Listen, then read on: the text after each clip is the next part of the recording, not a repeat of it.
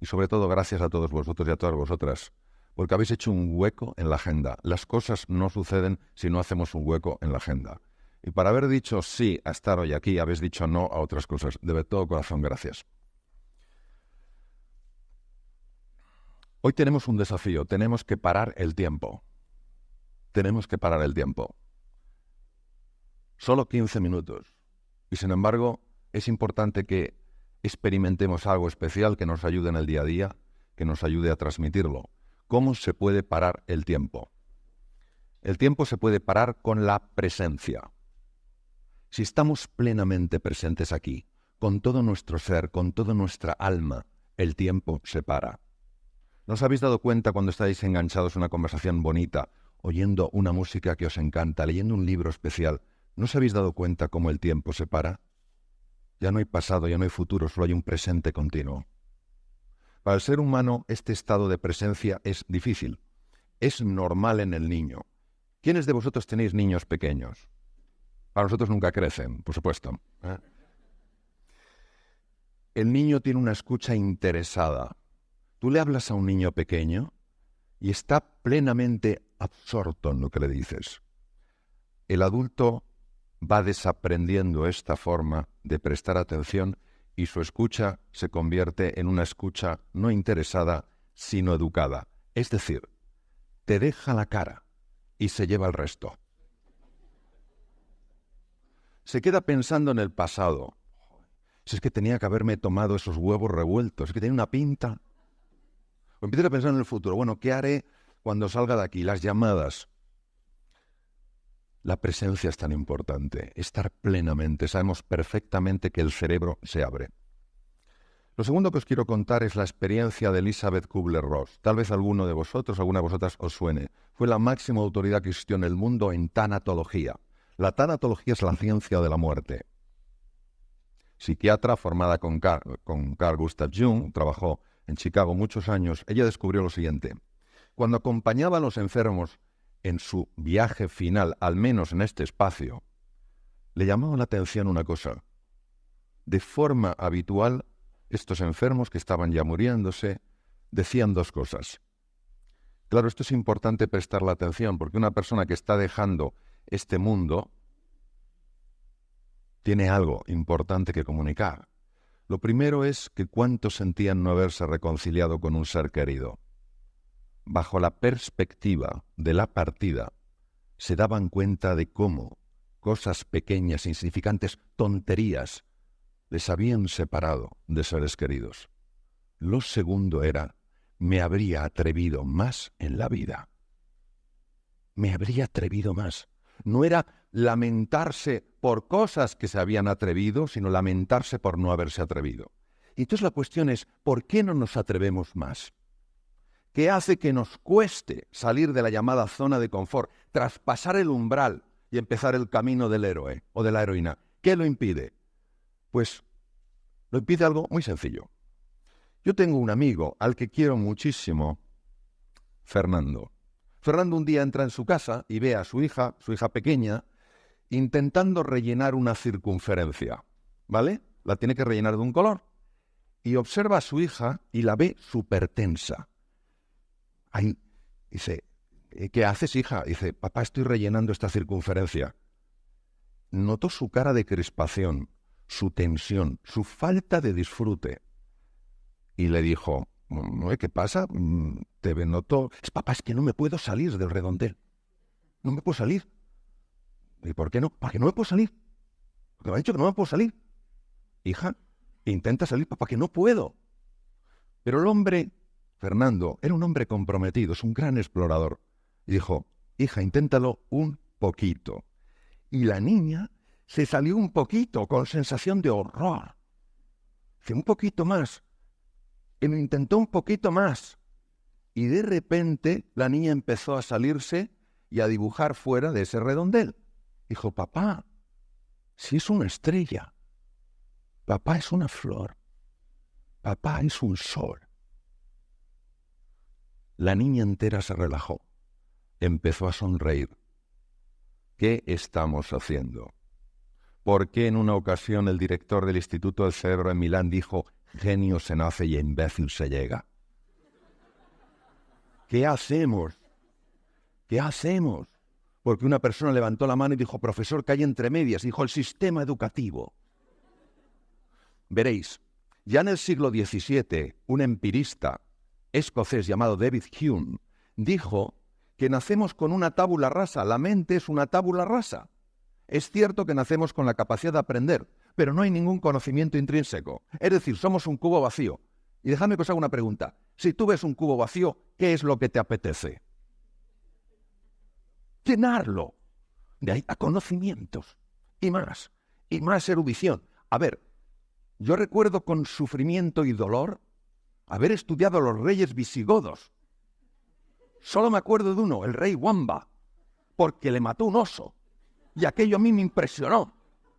Que te mate un oso, es una pasada, siendo rey además. Esto es la pera. Pues nunca me he olvidado. Es decir, no me he olvidado de lo que he experimentado, no de lo que he almacenado en mi cabeza. A ver si la mente no va a ser un cubo que hay que llenar, sino un fuego que hay que encender. A ver si el problema es que cuando un niño entra en el sistema educativo, y esto es responsabilidad de todos, esto no es señalar con el dedo a una persona, ya lo decía Gandhi, cuando señales con el dedo a una persona, acusándola, no te olvides de que 3 dedos te señalan a ti. Esto es responsabilidad de todos. Pero como entramos en el sistema educativo y no hay una búsqueda del talento que hay en el interior de ese ser humano, porque nos vemos como cubos vacíos, la gente sale del sistema educativo y como no se ha identificado su talento fundamental, llegan a pensar que no tienen ningún talento. Bien. ¿Por qué vale la pena salirse del redondel? Porque veréis, esa zona de confort que es el redondel, que genera enorme tensión muchas veces, pero que al fin y al cabo te acomodas a esa tensión, no es donde se crece. Donde se crece y se evoluciona es fuera del redondel, fuera de la zona de confort.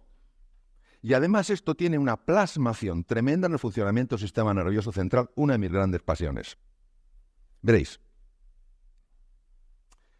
cuando uno sale del redondel, cuando la vida te saca, como nos ha sacado a todos, la crisis, la situación de crisis, el ser humano hace inmediatamente una valoración. Una de las valoraciones que puede hacer al salir de su redondel es, esto es una zona peligrosa, a ver lo que me puede suceder, no sé cómo manejar.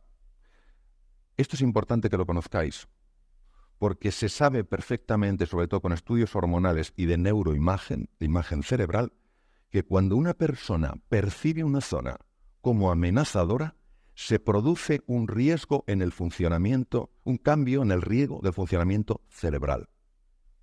¿Verdad que si viniera un tigre hacia mí, no tendría sentido que empezara a decir, ¡wow! Analicemos esta situación con cuidado?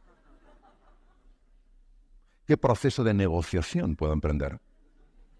Busquemos, eso sí, una alternativa creativa. Hay que pensar en el largo plazo. El tigre me vería y diría, me lo voy a comer y además es imbécil. Porque bajo el patrón, el mecanismo de supervivencia, solo hay 3 respuestas posibles, que es huir corriendo a lo bestia, es atacar si entre el tigre y yo está un hijo mío, o está mi mujer, o un ser querido, o quedarme bloqueado. Pero no penséis que el bloqueo es me voy a quedar quietecito porque a lo mejor no me ha visto. Eso no engaña ni un mosquito. Es una parálisis absoluta. Esas 3 reacciones tienen sentido ante un depredador, porque a lo mejor me ve paralizado, en mi caso me salvó la vida en la selva del Amazonas de un jaguar, y no me atacan. Tal vez me confundió con un tronco, o tal vez me encontró correoso, no lo sé. Pero el caso es que no me comió. Bien, pero fijaros, esos 3 mecanismos, atacar, ponerte irascible, ponerte agresivo, ponerte violento, quedarte bloqueado o huir, no resuelven nada cuando estás fuera del redondel. Sin embargo, si cuando estás fuera del redondel dices, estoy fuera del redondel, me siento inquieto, es normal, he salido de mi zona conocida, pero seguro que hay algo de valor aquí, se activa de manera natural otro mecanismo llamado mecanismo de adaptación. Y os voy a decir lo que se ha demostrado con el mecanismo de adaptación. Yo tengo 55 años y hace 37 que entré en la Facultad de Medicina y recuerdo muy bien mi paso por psicología. La personalidad de un ser humano está definido a los 7 años de edad.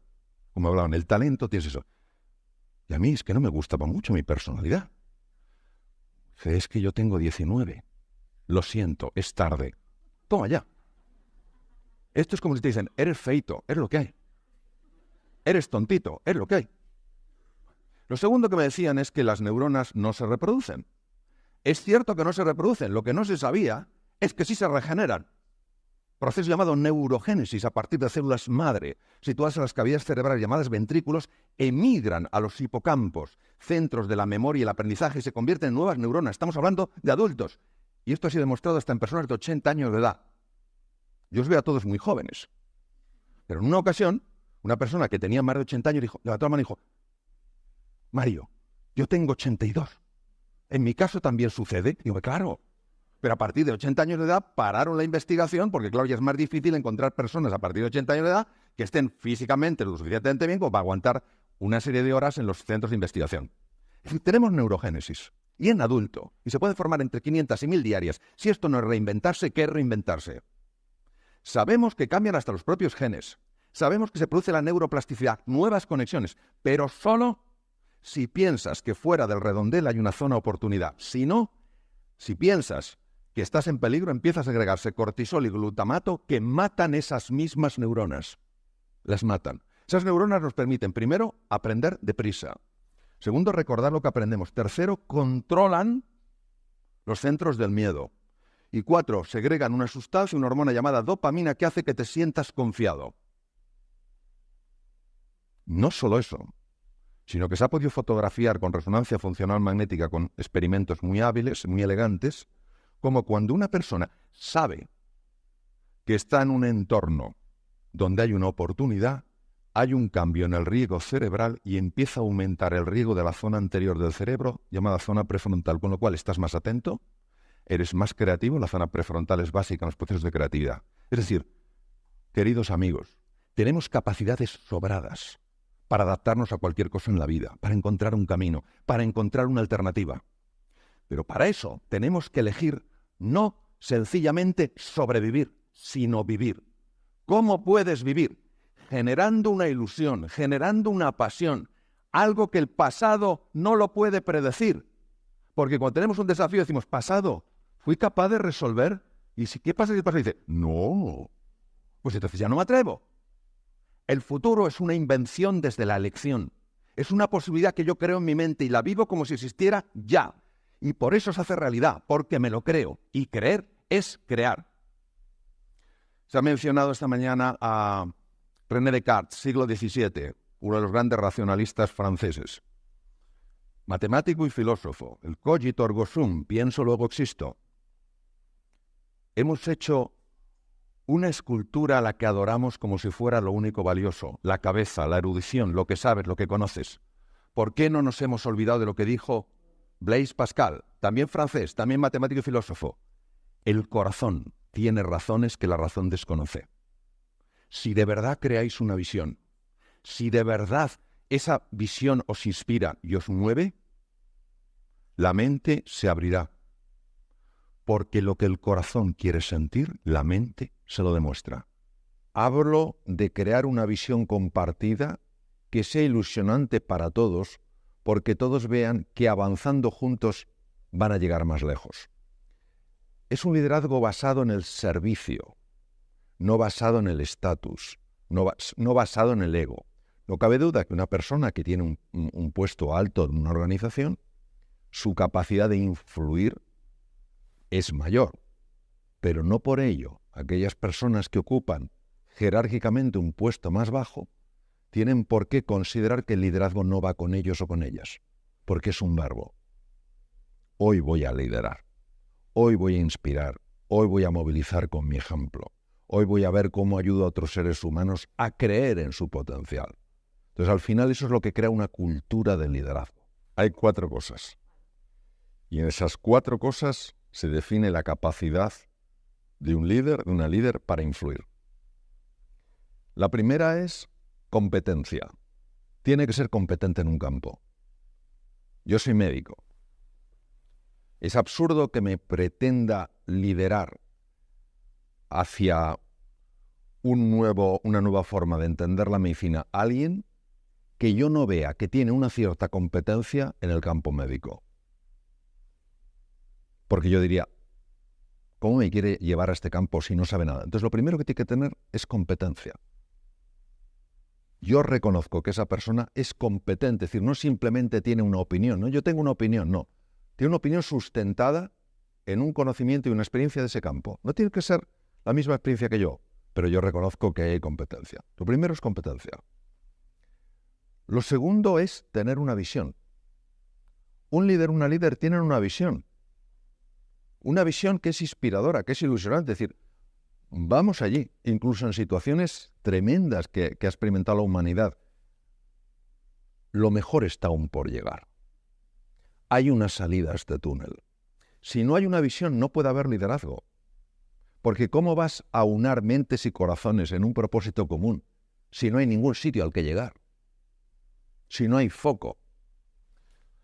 El tercer elemento ha de ser una persona con carácter. ¿Qué es carácter? Ha de ser una persona que cuando yo esté con ella, la vea como alguien fiable, como alguien íntegro, como alguien coherente, como alguien que no tiene por qué ser perfecto, pero que busca siempre hacer lo que dice, como alguien que mueve con su ejemplo. Si yo veo que esa persona no tiene carácter, pero tiene una gran visión, mira, vamos a ir a este mundo fantástico, vamos a crear una nueva forma de desarrollo de la medicina, y digo, sí, esta persona es competente, tiene una visión interesante, pero no me fío un pelo de ella. Ninguno viajaríamos al mejor lugar del mundo si pensáramos que viajamos con la persona inadecuada. Entonces, el tercer elemento es el carácter. Tenemos competencia, tenemos visión, tenemos carácter. ¿Cuál es la cuarta? El cuarto elemento es la química. No hay manera de liderar si no se puede conectar con otro ser humano. Si yo estoy frente a una persona que es competente, que tiene una visión, que es fiable, pero que yo no me siento para nada cómodo a su lado, que no tengo la sensación de sentirme entendido por él o por ella, es muy raro que yo lo dé todo en ese proyecto, en ese viaje. Entonces son esas cuatro cosas. Eres competente, tienes una visión, estás desarrollando un carácter que te convierte en alguien fiable, te importa conectar con las otras personas. Si tienes estas cuatro cosas, el liderazgo es natural. Porque el liderazgo no se fuerza, el liderazgo sucede. Hay muchos líderes que yo conozco en distintos entornos y que ellos no se ven como líderes, pero todo el mundo les ve como líderes. Aquel que dice, yo soy el líder, me tenéis que seguir, no sabe de qué va la historia. No sabe de qué va la historia. O sea, el líder no impone, el líder atrae. ¿Y cómo atrae? Por su forma de ser y de estar en el mundo. Claro, trabajar estas cuatro cosas, eso es un desafío. Por eso hay tan pocos líderes de verdad. Ahora, cuando tú ves un líder, el impacto es inmediato. Es como cuando ves un oasis en medio del desierto. Todo el mundo es atraído hacia ahí. Hay un debate continuo, esto es, como la cuestión infinita, ¿no? Nace, se hace... Lo que sabemos es lo siguiente, hay personas que nacen ya con una capacidad más desarrollada que otros para influir. Su forma de hablar, su forma de mirar, su forma de hacer frente a los desafíos, hace que otras personas consideren admirable esa forma de estar. Y se ve en niños muy pequeñitos. Uno de mis maestros, el profesor Davidson, demostró que existen características cuando se nacen que hacen que, de alguna manera, una persona sea más atrevida en la vida. No podemos imaginarnos un líder que no sea atrevido, que no, una mujer que no sea atrevida y decir eso, es una líder. No, tiene que haber ese elemento de riesgo. Ahora, también sabemos, gracias sobre todo a los conocimientos modernos de neuroplasticidad, que hay una capacidad entrenable enorme, de tal manera que cuando uno toma conciencia de que todos somos llamados a ser líderes, no para aparecer en periódicos o en televisiones, sino para ayudar a otros seres humanos a alcanzar su potencial, alguien que aparentemente nació con menos capacidades para liderar puede llegar a niveles sorprendentes. Un ejemplo muy clásico es el de Gandhi. Mohandas Gandhi, Mahatma quiere decir alma grande, que nos llamaba, pero su nombre es Mohandas Gandhi. Él ejerció la abogacía No ganó un solo pleito. Él ejercía como abogado, se formó en Londres, ejercía como abogado en Bombay. No ganó un solo pleito. ¿Por qué? Porque para un abogado es fundamental en un pleito tener retórica, capacidad de convencer, capacidad de influir. Un hombre pequeñito, delgado, encogido, con una voz callada. Pero en un momento determinado él se dio cuenta, cuando fue a Sudáfrica para ayudar a un pariente suyo con un problema legal, se dio cuenta de que hacía falta un resurgir, un renacer, un reinventarse. Cayó en la cuenta y el hombre empezó a transformarse, y alguien que no movió a un solo juez con su palabra, movió un mundo entero con su forma de ser y estar en el mundo. Entonces, ¿qué quiere decir? Que esto es así. Es decir, ser líder o no ser líder no es una definición. Es una posibilidad de ser y de estar en el mundo. Entonces, aquella persona que dice, yo no nací líder, yo nací seguidor. Bueno, lo que decía Henry Ford, tanto si lo crees, que si crees que puedes o crees que no estás en lo cierto, si tú mismo ya... Pero claro, es muy importante hacer énfasis en este tema. Uno no lidera para mandar. Uno lidera para servir. Pues claro, no. Yo quiero ser líder para tener seguidores. No tiene ni idea de lo que es un verdadero líder. Esa persona quiere mandar. El concepto de reinventarse es complejo de explicar con palabras, entonces voy a utilizar una imagen. Y de hecho fue la misma que utilicé en la portada del libro Reinventarse tu segunda oportunidad. Un gusano tiene una forma de ser y de estar en el mundo. Se arrastra, tiene un color, tiene unas patas, tiene un determinado número de ojos, y para él es posible una serie de cosas, pero no son posibles otra serie de cosas. Por ejemplo, para un gusano es posible arrastrarse por el suelo, subir por una ramita, pero no es posible saltar de rama en rama sin caer al suelo. Llega un momento en el que algo en el gusano le dice que es el momento del despertar. Entra en esa estructura, en su noche oscura, y despierta una posibilidad que estaba dormida y que era la posibilidad de volar. Cuando el gusano se transforma en mariposa, siendo el mismo ser, ya no tiene la misma forma de ser y de estar en el mundo.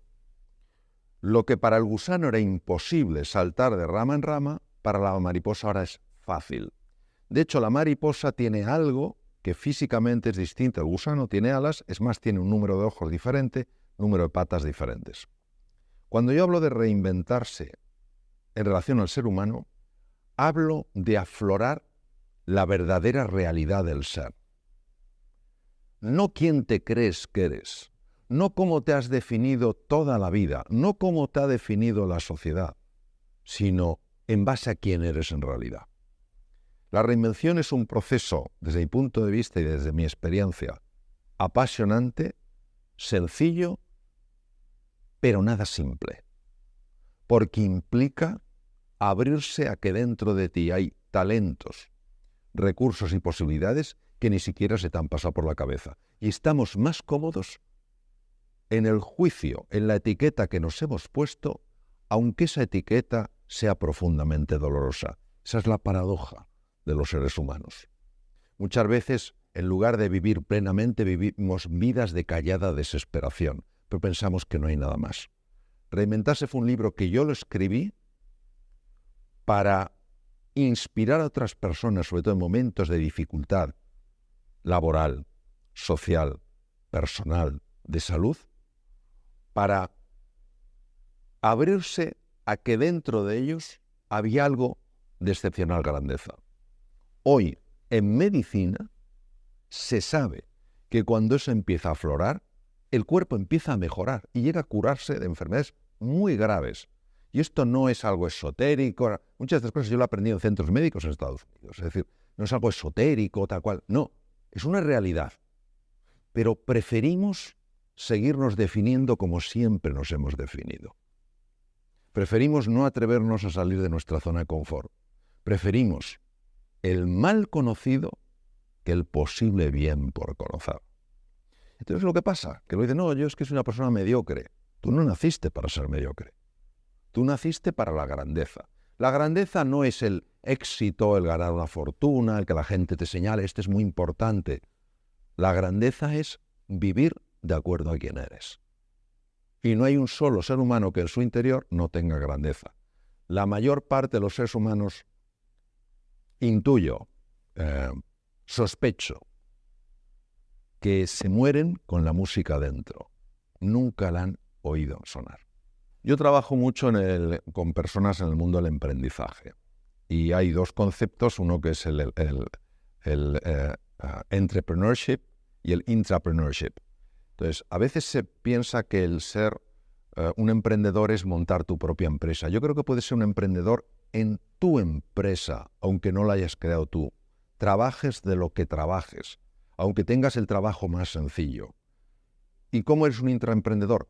Dando iniciativas, haciendo propuestas de mejora, viendo de qué manera lo que hay puede ser llevado a otro nivel. Nadie que no piense que en su interior hay creatividad, inteligencia, capacidad de aprender, se atreverá a mirar más allá de lo inmediato. Entonces, ¿cómo puede influir aflorar la grandeza del ser humano? Pues ¿cómo puede influir en la economía de un país descubrir que están encima de una mina de diamantes? Pues influye mucho. Pues claro, una persona que se reinventa, una persona que se redescubre, que se redefine, es una persona mucho más serena, mucho más alegre, mucho más confiada, mucho más vital, mucho más compasiva, mucho más creativa y mucho más sabia. Claro, si yo tengo esto en mi empresa, obviamente la expresión de eso es una mejor forma de trabajar, una manera más eficiente de hacer las cosas, unos objetivos más apasionantes y una forma de colaborar mucho más agradable. Yo diría que hay dos cosas que son fundamentales. No digo que sean las únicas, sí son fundamentales. Es decir, el edificio se sostiene con esos dos pilares. Ahora, si quieres sostenerlo más, necesitas otros pilares. El primer pilar es dejar de juzgar. Nosotros cuando juzgamos, tanto a los demás como a nosotros mismos, vemos con absoluta claridad que lo que nosotros estamos pensando y diciendo de esa persona es que es así. Y no nos damos cuenta que nuestros juicios son la pura expresión de condicionamientos previos y de experiencias pasadas.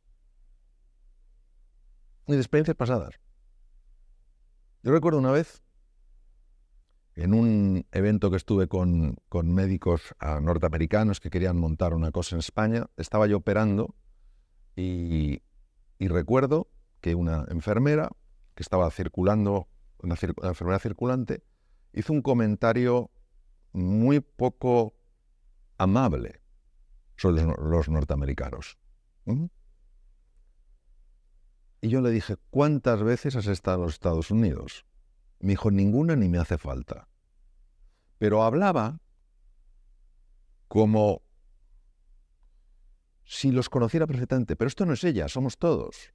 Entonces, primero dejar de juzgar y empezar a observar con verdadera curiosidad. En lugar de decir, este es un impertinente.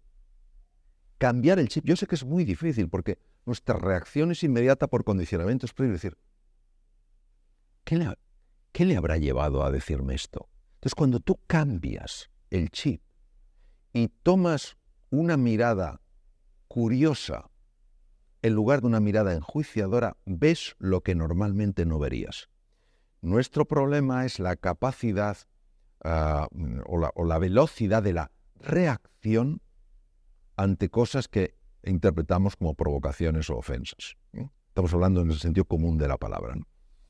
El segundo elemento que creo que es muy importante es aprender a valorar lo que estamos haciendo en el momento en el que lo estamos haciendo y no estar valorando sobre todo a dónde nos va a llevar eso que estamos haciendo. Cuando tú ves una persona que realmente está en el momento, disfrutando del momento, disfrutando de lo que está haciendo, es que es una expresión de alegría, de ilusión y de entusiasmo que inevitablemente le lleva a un resultado mejor, pero no está pensando en el resultado, está disfrutando del momento.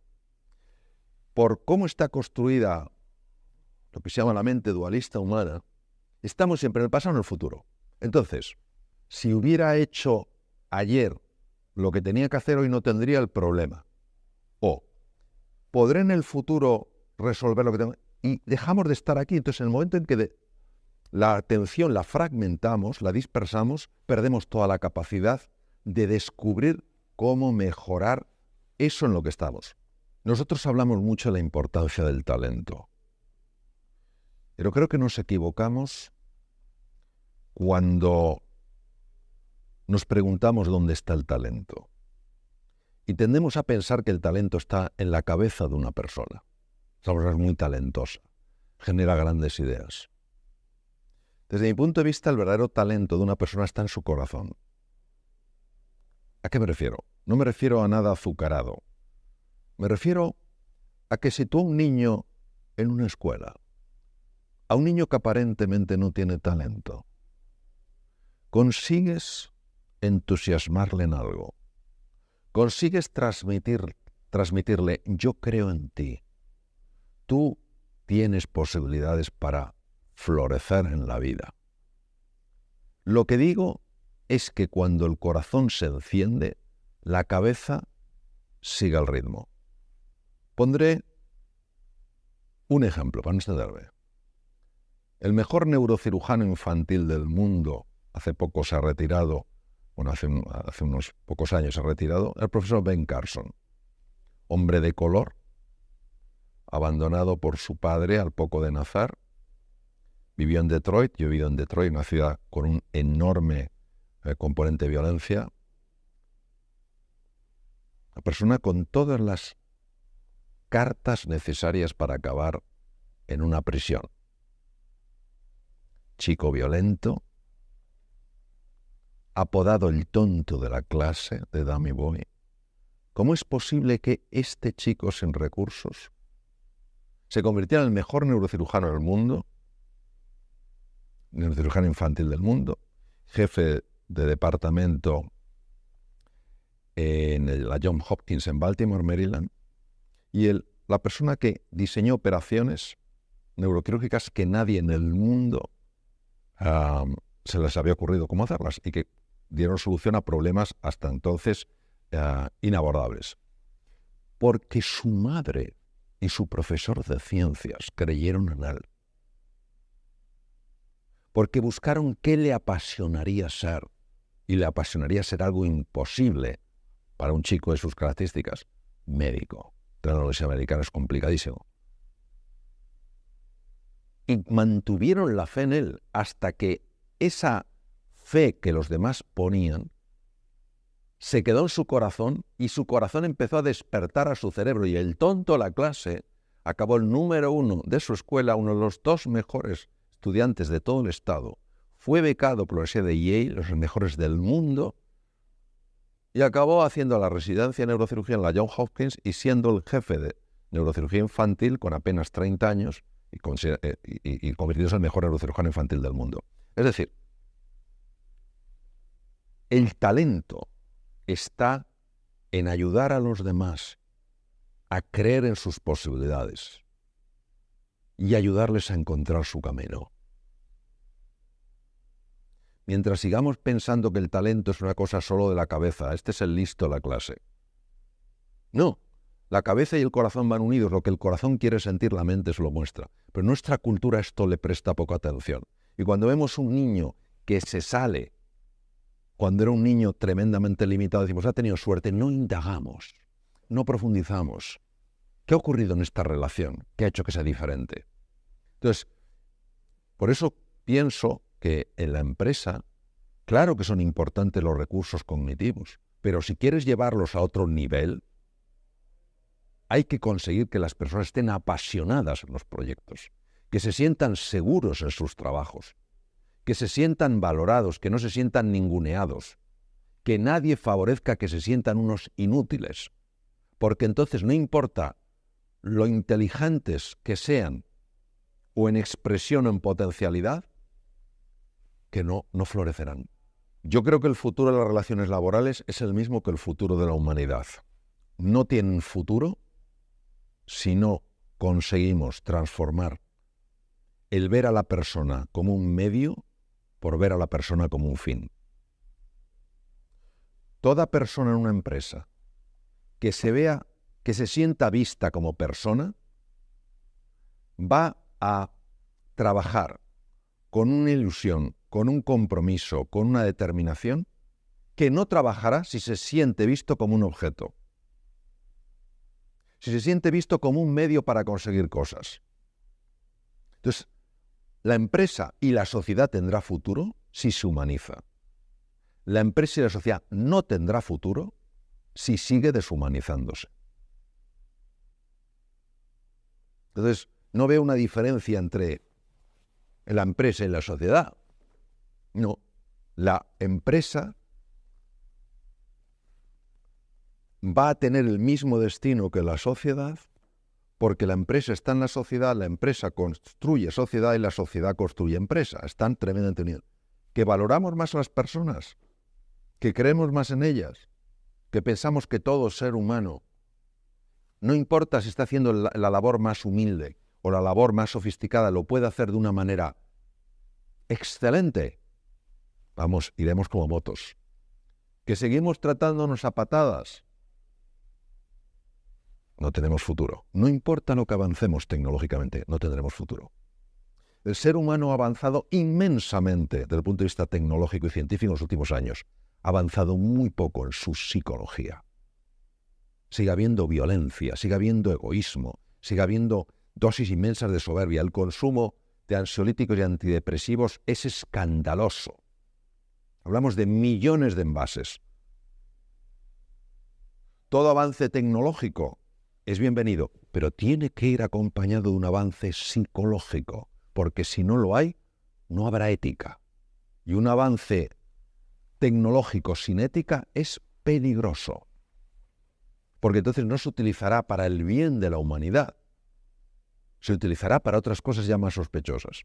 Entonces, por eso creo que es muy importante retomar, relanzar la importancia del humanismo en la vida, de tratar a los demás como personas. Si no es tratarles con palillos, es ser un poco sensibles a su mundo emocional, es ver si están a gusto. Si están a gusto, ¿cómo podría estar más a gusto? Es pasar un poco de tiempo porque tienen una persona enferma para que sepan que sí que te importa. Y no que solo te importa lo que ellos hacen. Ellos son un medio para hacer. Y esto puede ser a todos los niveles de la empresa. O sea, no quiere decir que sea un nivel más bajo jerárquicamente. Es cómo nos tratamos unos a otros. Esa es la clave. Vamos a ver, la palabra filosofía quiere decir amor a la sabiduría. Es decir, lo más importante no es qué tan inteligente seas, sino qué tan sabio seas. Porque la sabiduría es perspectiva. Entonces, ha habido muchos filósofos a lo largo de la historia que se han hecho planteamientos. Entonces, yo no conozco de los que he leído ninguno que diga, este para mí es el definitivo. Ves cosas que te llaman la atención y tú lo cribas y dices, ¿tiene sentido para mí o no tiene sentido? Entonces, para mí Ortega y Gasset hay cosas que me gustan mucho y cosas que me gustan muy poco. Por ejemplo, me gusta muy poco cuando dice que el ser humano es su historia. Es decir, como que si no tienes tu historia, tienes un humano. Es decir, si no tienes un pasado, tienes un ser humano. Yo creo que el ser humano es mucho más que su historia. Yo creo que el ser humano es capaz de reinventar su vida, no ser simplemente una consecuencia de historia. Pero tiene cosas que son espectaculares y a mí personalmente sí me impactan. Y tienen mucho que ver con lo que hemos visto. Por ejemplo, Ortega y Gasset, y tiene que ver mucho con la pregunta del liderazgo, nace o se hace, dijo, no somos un participio, sino un gerundio. No estamos hechos del todo, sino que nos vamos haciendo. La neuroplasticidad, el descubrimiento de que las neuronas sí se pueden regenerar en ciertas partes del cerebro, que sí se generan nuevas conexiones en todo el cerebro, es un hallazgo moderno. Pero ya las palabras de Ortega, de alguna manera, estaban intuyendo que esto es una realidad. Por otra parte, Ortega tiene conceptos muy interesantes como hasta qué punto nuestras creencias generan nuestros límites, ¿no? Él decía, no tenemos creencias, en las creencias estamos. Esto desde el punto de vista de salud es muy importante. Las personas que creen que se pueden curar de una enfermedad, lo creen de verdad, no intelectualmente lo viven, sabemos que tienen más opciones de salir adelante que las que no lo creen. Lo sabemos. Sabemos que el sistema inmune es mucho más activo. Las personas que creen que tienen una opción, nadie tiene una seguridad de ganar una batalla, pero sí que tienes muchas más opciones. Entonces, A mí me gustan muchas de las cosas que dice Ortega porque para mí tiene una gran profundidad. A mí la profundidad me gusta y ver personas que hablan de eso. No compro todo lo de Ortega porque hay cosas que me dan la sensación de un tinte un poco pesimista del ser humano. Pero es mi apreciación. Estamos hablando de el filósofo más grande que en España. Fue una persona muy reconocida en Alemania, muy reconocida internacionalmente. Sus artículos periodísticos tuvieron un impacto enorme porque la parte de filósofo era un grandísimo periodista. Hablamos de uno de los grandes. Entonces, yo creo que estas personas tan destacadas, lo bueno es que nos lanzan una especie como de impactos que nos invitan a la reflexión, porque decimos, yo no sé nada de esto, pero esto me suena a verdad.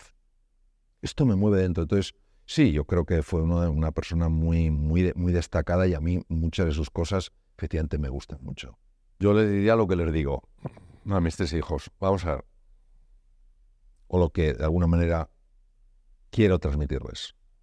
Hay que distinguir el triunfo de la felicidad. ¿Vale?